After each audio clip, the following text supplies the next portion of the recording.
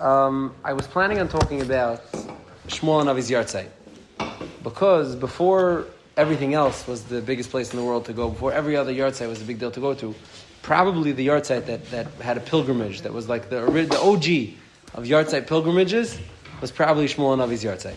Shmuel hanavi's Yartzeit is Chaf Ches Iyar, which is, I believe, Monday. I think it's Mem Gimel Aimer is what it always falls out on. And it's like if you look for the minhagim that later developed in Miron, like fires and burning clothing and learning Zayar there and even more stuff, a Ner Tamid there, Neiris, you'll see a lot of these minhagim that became popular, at Kfarim all over, really stem from Kever Shmuel hanavi. That's like the original Makar. Is there a serious Makar so, for fires? So from Shmuel hanavi, there's like a few hundred years old. So that's why I was thinking it's interesting to go through that a little bit, because we could chart a little bit a lot of the minhagim that later became, what we call very famous, popular minhagim, start by Kever Shmuel hanavi. But I wanted to maybe start from a shtickle different angle, because something that's like Stam I was working over in my head, about tefillah a little bit, and then I think we'll tie it into the Shmuel hanavi aspect. So here's really the question. I think there's a Gemara in Brachas. The Gemara in Brachas says that it's a Mishnah in Brachas, really. The Mishnah in the 9th paragraph of Brachas says someone who davens that his almanasha tildi ishti zachar, his wife is pregnant, and he says, I'm davening that my wife should give birth to a boy. Or someone sees there's a fire, and he says, I hope it's not my house, but the fire is already caught. So these type of tefillahs, the Mishnah describes them and says, Harezu tefillah shav. This is an empty tefillah. It's a blank tefillah. It's a blank. Why? Because these are things, the metzias, it happened already. Right? What does it help to daven for it after it happened? Now the Gemara in Daf Samach Mid Aleph starts off and it says it follows, it analyzes it. It says, Haisa Ishti Muberes says, V'lei Mahani Rachmi. The Gemara says, you can't daven? Rachmi is not applicable? We know the famous thing that Leah, when she was about to have her 7th child, davened that it should be a girl, and it turned into Dinah. And this is a chazal that Rashi brings down in the Torah, but it's something we know. So you see, you could still daven. So the Gemara gives two terutzim. The Gemara says either Maisa Nisim Shani. You can't ask from Leah. Leah is a figure from the Torah who's Malumedes Benisim. Nisim happened in her life. You can't ask from Nisim to regular people, to regular tefillas. The other Torah that the Gemara says is no. Leah asked for it early enough. Within 40 days of a pregnancy's inception, it could still go either way, and therefore Leah asked at a time when it's early enough. So that's a scientific answer. The first answer the Gemara gives is a Hilchas Tefillah answer. Like you can't ask, it's Ma'aseh Nisim. Well, what are you telling me to? Something that happened from Ma'aseh Nisim. When the second Torah the Gemara answers is no, it's a scientific matter. It's possible. Now from this Gemara is Gepasket in the Shulchan Aruch. The Shulchan Aruch says you're not supposed to daven for Nisim. We don't daven for Nisim. Now why is this? Because Pashas the Cheshbon is that Hashem created the world in such a way that there's a derech hatevet how things function, and asking for something that's a nes is a recipe for failure, so to speak, because it's, of course, Hagad Hashem Tiktzar, Hashem could do anything. If He so desires, Hashem could do anything, but the likelihood or the odds that Hashem will do whatever nes it is you're desiring is very, very low, and it ends up, harming your faith in tefillah, so to speak. That's reason number one. V'oid is that even in the event that a person will get the nest that he's asking for, Nisim burn schuyas. Nisim burn capital at a crazy. Nisim is a big capital burn. Meaning you ask for a nest, that comes out of the bank. That really costs you. And first of all, most people don't have that in the bank. You don't have that kind of bank tzchosim to ask for Hashem to change the siddur hatava, to change the way the world works. And but even if you do, so then you depleted your trust fund. That's it. You depleted your trust fund, then what are you left with? So these are the different rationales. Now, the Maisa, there are other chazals that seem to imply that davening for Nisim is okay. And L'mashal, there's a famous Marsha. The Gemara in Kedushin has a story of, I'll read it for you. The Gemara in Kedushin has a story. It's a famous story. It's an interesting story. But the Gemara in Kedushin Daf Koftes says, Ki had Rav Yaakov breder Avad Rav Yaakov, Shadri Avu lekamei Abaye. He sent him to go learn by Abaye. He also chazid lev mechad ben shmaitza. I'm sorry, he went himself. Keshama Abaye the kahave asi. Abaye heard that Rav Bar Yaakov was coming to learn in his yeshiva. So, Hahum Mazik Be'Rabbanan Dabaye. There was this demon, serpent, who drazech in the Beis Medrash of Abaya. The Chiyave Eilam betrain Afilu B'Yamama Have Mitzki. Even if you went in with a group of people during the day, the demon would still damage you. Now, this is Keneged Hilchas Demon. Demons tend to be afraid of humans by day, and demons tend to stay away from pairs. They pick off individuals at night. That's Hilchas Shedim, so to speak. So this shade was very unencumbered. This shade was able to attack anything. So Amar Lahu, Abaye instructs the townsfolk. It says, no one should give this man lodging when he comes. Afshid the Misracha Shnisa. You see how he says it? Afshid the Misracha Shnisa. It's possible that if he goes to sleep in the shul and has to confront this shade who's there, maybe a nace will happen. So he went in, and this shade presented itself. Idmile ketinina de shiva reshusa. It appeared like a serpent that had 7 heads. Some sort of demonic serpent that showed itself to Rav Yaakov. And says, Kol kriya dekara notar chad resha. Every kriya that he bowed while he was davening, one head of the demon got disconnected. Amalahu lamachar, he told him lamachar, lo yisracha shnisa sakentin. He was upset. He had tainus on Abaye. He says, if not that a ness happened to me, I would have been in danger. Now, there's a little bit of mixed messaging in this Gemara, because mitzad echad you see that he was able to daven and poilos something that was considered a ness. There was something there that was stronger than whatever anyone else could muster. And with his tefillas, he was able to do it, and at the same time, it's being referred to as a ness. Abaye refers to it as a ness, Rav Yaakov refers to it as a ness. So you see somehow there's like a ability to harness tefillah even l'tzarech a ness. Now, there's a famous marsha over there. The marsha says that Hayosi was through tefillah. Tefillah is not a ness. A person davens and he gets results, that's not a ness. Even if it accomplishes something supernatural, tefillah is not a ness. So this is marsha. Now, there's many gemaras that are shver in this marsha, many acharim ask in this marsha. But in any case, you see some sort of idea of davening for things that are nisim and getting results. Now, where does this show itself most? Is there's a din in Shulchan Aruch that goes as follows. On Chanukah, we say al nisim during benching, right, and davening. Now, the halach in benching is, the Shulchan Aruch brings this down, it comes from Rishonim, that if a person forgets to say al nisim during Chanukah, he should say this harachaman that goes as follows. Harachaman hu yasalon nisim k'moisha asalav hiseinu b'yama mehem b'zman hazeh. Which is summing up, what we're remembering of the nisim from then, and asking that we should have some sort of continuation b'zman hazeh. Now, there you see clearly a harachaman, lahed, you're asking for nisim. Harachaman hu yasalon nisim. He should do nisim for us. Now, this is a kasha. It's such a blatant, glaring kasha, meaning the Gemara in Bracha seems to say you don't. The Gemara in Tainus and Daf Chav Dalet says you don't ask for nisim. We don't even want to be nana from nisim. So the Bechar Shar and the Yeshuas Yaakov and the Yerabba, a lot of the Mefarshim on Shulchan Aruch, or people that talk about it, ask, what's going on? What is this tefillah? And they split hairs a little bit, and some say that the nisim that we're asking for over there is for Klal Yisrael as a whole. We're always allowed to ask for nisim for Klal Yisrael. You don't ask as nisim for an individual. Or, for example, others say, nisim for a tzaddik, you're allowed to ask for. Nisim for an average individual, you're not to ask for. There's different terutzim that they give. Now, without getting lost in the minutia of their terutzim, you know what it is, I would say like this. I think that Klal Yisrael definitely has the posture of Klal Yisrael, and I think the Stipler said this over, it's written in Sefer B'Shem the Stipler. Stipler said, Klal Yisrael does not adhere to this halacha, so to speak, of not davening for nisim. And even when all hope is lost and everything seems like there's nothing we could do, Klal Yisrael still gathers together and davens.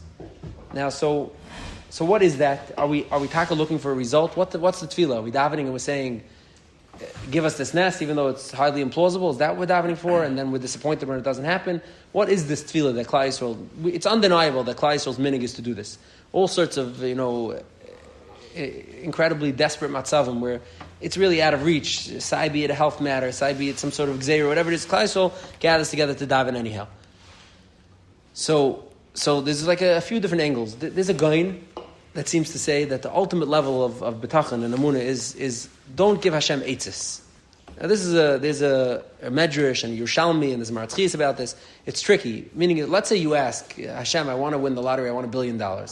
But knowing your personality as Hashem does, knowing it really through and through, the Beichel Levavas, Hashem knows that should you make $1 billion, you are so done. Your life is off the rails in every way you could think of. You're not going to be able to be saved. What's the answer to that tefillah? What's the answer? If you win the lottery, did you get an answer to your tefillah? Or if you don't win the lottery, did you get an answer to your tefillah? Meaning, what's the answer? In which way would you say your tefillah was answered? So this is like a shmooze. There's a Maratchias that brings a medrash that seems to say that if you ask for the wrong thing and you ask it well enough and you really put your avodah into the tefillah, you're going to get it. Because tefillah is like this, it's a formula. It's formulaic. You say it, you get it.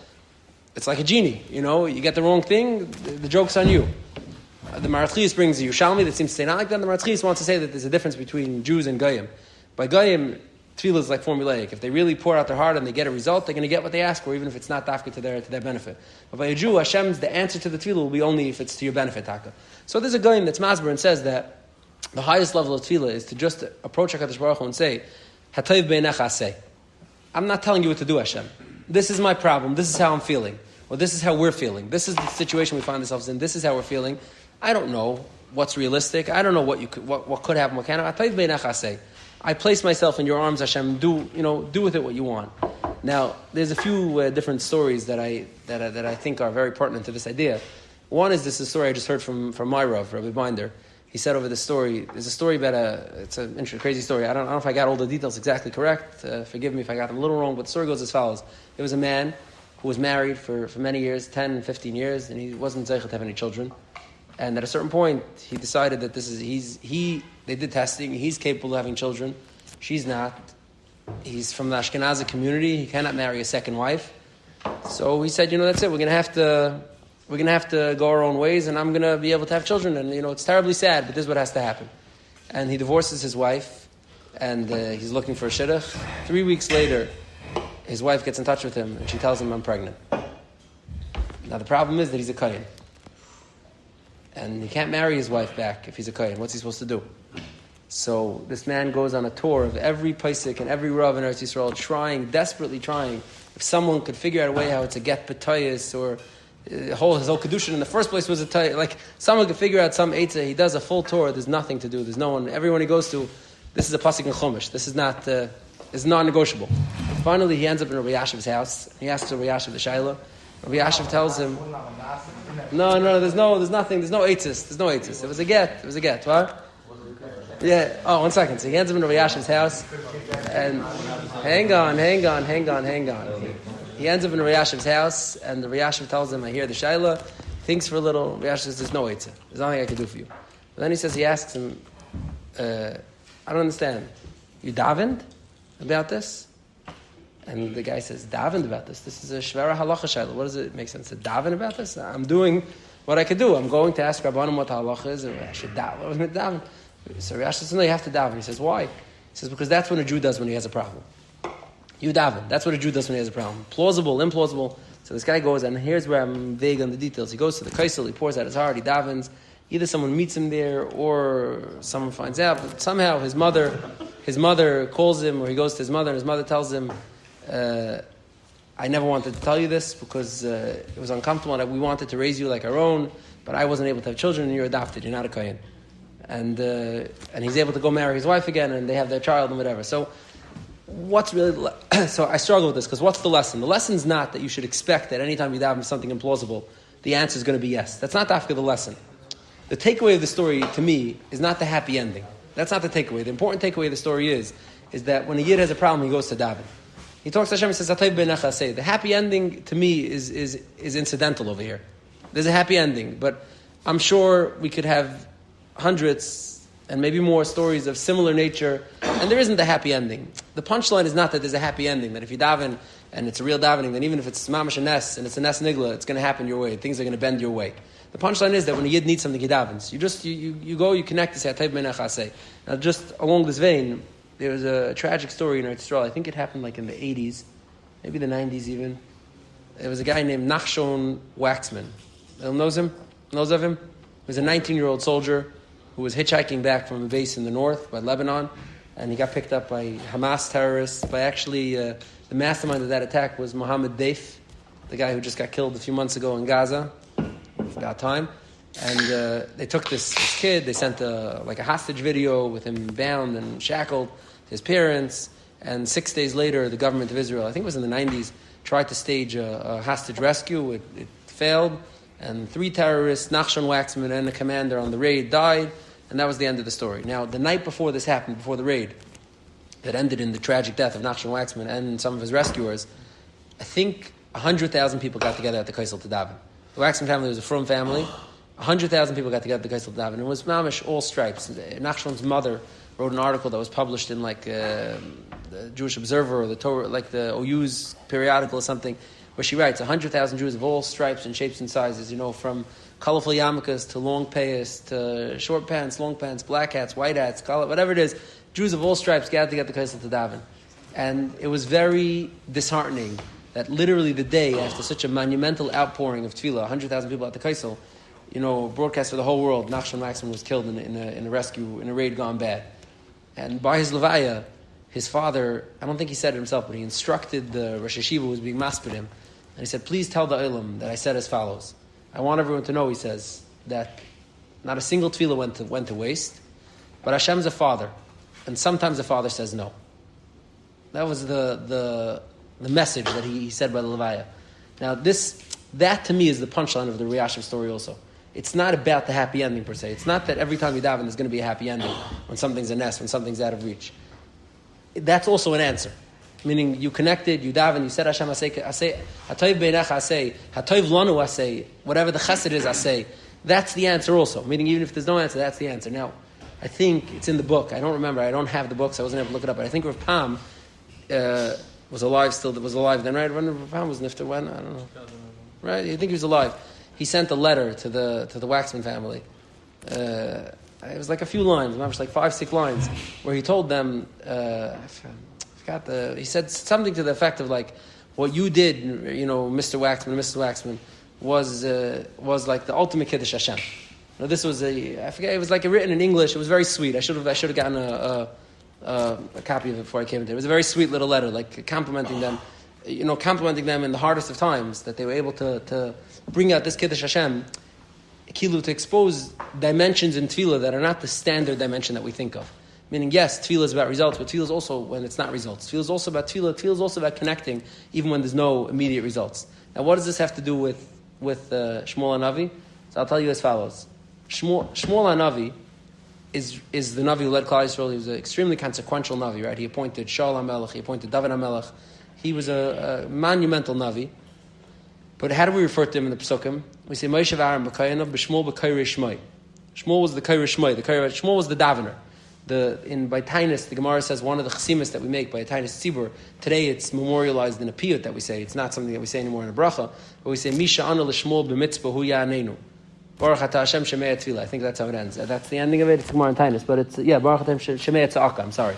But that's one of the brachas. But by the Gemara, Mishnah and Tainus tells us when they make a real Tainus Tzibur, they add on 6 extra brachas. One of them ends off Misha ana l'Shmuel b'mitzvah hu ya'anenu. So Shmuel himself was a real paragon of tefillah. That's what Shmuel was.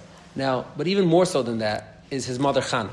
Shmuel was a miracle child, right? Shmuel was a baby that wasn't supposed to be born. Shmuel was a miracle child. He was born because of his mother's incessant tefillas. Chana, the Pesukim in the beginning of Shmuel tell us, was married for many years. It doesn't say exactly how many years. There's different chazals. It's many years that she was married for. She probably tried everything. Her co-wife, Prina, would chepper her mercilessly to try to motivate her to daven, and there was no results. Chana was someone who struggled with this. There was no answer to her tefillah. And the Gemara tells us that, the Pesukim tell us that Chana went to the Mishkan to daven, and Eli, who was the Kohen Gadol at the time, saw her davening. He thought she was drunk. The way she was davening was obviously so irregular or so non-normative that Eli thought she was drunk. Now, the Gemara in Brachas and the Flamet Aleph says, and this is a rare thing to find, the Gemara say this about a woman, B'chlal, Kama hilchas agvirta ikel lemilmad me. I'll get you let me say it exactly correct. But Kama Hilchas Gvirta, it's the Gemara in Lamed Aleph and Brachas. The Gemara says, Amar v'Hamnuna, Kama Hilchas Gvirta Ikkel Mishma Mehani Kroi Dechana. How many major halachas are there to learn from these psukim of Chana? Now the psukim that describe Chana's tefillah are like 2 little psukim. Later on, her second tefillah is in more description, and that's a tefillah for like the whole nitzchias of Klal Yisrael, and the Gaon has a pirush on it that shows how like literally hundreds of chazals are muskar in the few words. If you want to see something impressive, take a look at it. The Targum has its own version of what Chana was davening for. The other Mepharshim have their own version, but that's Chana's more extensive. But the tefillah that the Gemara analyzes and picks apart and learns a whole handful of tefillahs, of Hilchas tefillah from, is two little psukim that Chana was engaging in the tefillah. So Chana was a davener. Now, I think another nakud that was unique about Chana is not the happy ending to me. It's that Chana was davening long past the best sell-by date. Chana was davening after everybody gave up. The Pesukim tell us that Elkanah, who was also a tzaddik, told her, "What's willst du from mir? Like, what can I do for you? I can't help you. Halay tov lach, I'm better to you than 10 children." He told her, cope with it. Be mistader. This is your lot in life. There's nothing you could do. There's nothing anybody could do. Elkanah was a maimin. Elkanah wasn't saying he didn't believe in tefillah. Elkanah was saying, there's nothing left. Your tefillahs now are just you're davening for a nest. You're not davening tefillahs that are realistic. You're not davening tefillahs. And Chana came there, and to Eli, who was the Kohen Gadol in the Mishkan, who knew what tefillah looked like. Everyone came to daven in the Mishkan. Chana's tefillah stood out as irregular. There was something different about the way she was davening. It was something, yes, it was different than its representation, and that's what the Gemara analyzes, but probably, if we're allowed to say, it was different also. Eli knew who Chana was. Eli knew who the regulars were, and it's This lady's back again. She's still davening. She must have just had a breakdown. She's here. She's just having a breakdown in the Mishkan. This is not a tefillah that can be taken seriously. And she explained to Eli, she says, Lav adin b'davar hazeh. You don't have Ruach HaKodesh about this. You're wrong. You're not seeing what I see. You're not understanding that tefillah is this relationship that supersedes reality. Not always to get the result, dafka. Not always because you're going to get the result you're asking for, but it's always a good time for tefillah, even if there's no result that you're looking for. Now, I found that there's a guy who collected in an article by Shmuel Navi's kever. Today there's machzorim. They give out like these booklets about what you're supposed to daven for by Shmuel Navi's kever. There's zoyers that they read. There's tefillas that they read. Now some of these tefillas stretch back hundreds of years. In the Cairo Geniza, which is a very ancient collection of things, some of them are ancient, but some of them are, very ancient. They found different tefillas from hundreds and hundreds of years ago. Some of them 700-800 years ago that were said by Shmuel Navi's kever, like tefillas that they would say by Shmuel Navi's kever. Now in this location that we say it by is itself, whatever. It's a big mavucha amongst the Chaykerim, if this is the place, it isn't the place. That's not really what I want to get into now. The Tuas Haaretz, who is a from guy, Yosef Schwartz, he says that this is not the place. The Meral Diskin, supposedly this is not in writing, but Rishul Leib Diskin supposedly said he's begeder mekapeach mitzvah mechaveroi. He's stealing a mitzvah from his friend. Because Klal Yisrael already accepted this place as the Makom Tefillah of Shmuel Navi, and why he's stealing, why he's taking it away from people. Now I always wonder if the Meral Diskin was saying, because this is the place, or because if it's a place that Klal Yisrael pours out their heart, then it's now it is the place. Meaning, it could become a place. A Makom Tefillah could just be by choosing only. Meaning, if that's the place that gets people that, I wonder what the Meral Diskin was saying. It's not in writing. It's quoted, and I don't know. The Vilkamir Magid quotes B'Shem Meral Diskin such a thing. I wonder if the Meral Diskin was saying Klal Yisrael has b'koicham to establish Makom Tefillah because Klal Yisrael could get close wherever they want. Meaning, wherever they decide that this is a place that warms them up and gets them close, Klal Yisrael could do that. Or he was saying this is actually a place, but this is a place that has, from the oldest Messiahs of Mekayim Tefillah, and when the Arizal came around and the Talmidim came around, they were Masach Chideim on this, and it became a thing. Now, I was looking at some of the old tefillas. There's like 8 or 9 old tefillas that were found in the Cairo Geniza to say at Kever Shmuel Navi. And I noticed that there's a theme. A lot of them mention Shmuel, the schus of the Navi who's buried here, and his mother Chana. There's a lot of emphasis, some more extensive than others. One of them is like Shmuel gets 3 lines and then another 20 lines about Chana and her tefillas and how she was listened to and she was heard and she got a Yeshua. So to me, it struck me that perhaps what was resonating with everybody, what made Kever Shmuel Navi such a special place for tefillah dafka, was because Chana was a big mechadish in tefillah. Chana taught people that davening is not always about results, even though she got a result. But Chana davened thousands of tefillahs without results. Chana taught people that tefillah is this, it's an open-ended relationship. Tefillah is not something that's dafka results-oriented. The ultimate level is taka, don't tell Hashem how to do his job. The ultimate level of tefillah is not to give Hashem advice. You don't tell Hashem what he needs to do. You say what your problem is. This is what I'm dealing with. What Hashem wants to do is Hashem will do. And I see that like as a strain that runs through a lot of these tefillahs, is that Chana and her tefillah is like a big anchoring point in the minig of davening in Kever Shmuel Navi. Now, just in the last few minutes, I'll just go through a few of the different minhagim that are muskar by Kever Shmuel Navi, because this is taka interesting. The Ravadi Bartanura, like 500 years ago, famously made a trip to Eretz Yisrael, and he was supported by his family back at home, and he wrote letters to his brother and to his house. And in the letter that he writes, he describes coming to Kever Shmuel Navi and Chav Chasir. Now, this is in a sefer called Shvilitz, what's it called? Something Tzion, I forgot the name right now. He writes that he came there on the Kever Shmuel Navi and Chav Chasir, and he davened, and the different minhagim that were there. Now, this is a piece that later on got manipulated and changed to be about Miron. They changed the words. It was Girsa changes and Girsa changes. This is one of the places that later turned into a source from Miron. It's a Tayus. It's not a source from Miron. It's a source for Kever Shmuel Navi. But over there he writes that he came there on Chav Chasir to the Yartzeit of Shmuel Navi, and he saw them making a fire and learning there and davening there. So a lot of what we became familiar later on with Miron comes from this letter from Ravadi Bartanura, meaning before him we don't know of anyone saying that they did this in Miron. The Arizal in Rav Chaim Vital brings down from the Arizal something about Miron, not exactly like Armin Hagim, but the hadlaka that he made, that he witnessed at Kever Shmuel Navi, was like the prototype of the hadlaka that's later on going to be everything. Now, another nakuda that's there is the old minig of hadlaka at the Miron included burning clothing. You would throw clothing into the fire to have it burnt. Ravadi Bartanur already writes that in Kever Shmuel Navi in Ramah, where he saw this, he witnessed people burning clothing there as well.